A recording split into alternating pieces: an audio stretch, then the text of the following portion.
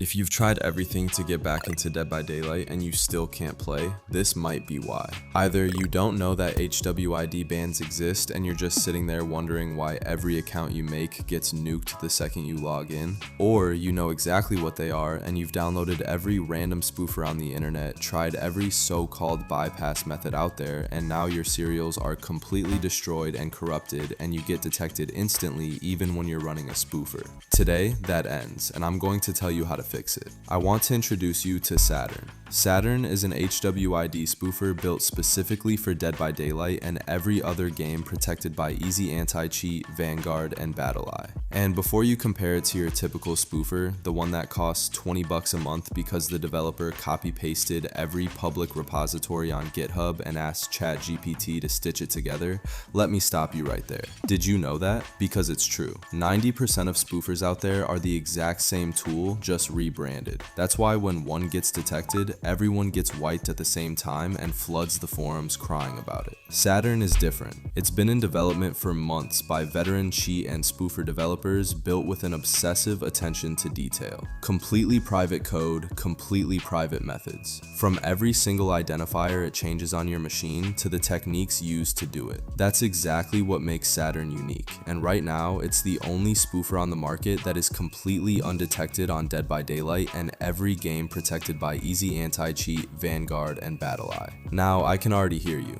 Yeah, sure bro, 150 for a spoofer? No thanks. Here's the thing, it's free for 24 hours. Test it yourself, see why it's priced the way it is. I'm confident that once you run it, you'll understand exactly how much work went into it, and you'll see there's genuinely no comparison to anything else on the market. Oh, and those destroyed, corrupted serials I mentioned earlier? Saturn handles those too. Go check it out, test it, and let us know what you think about it.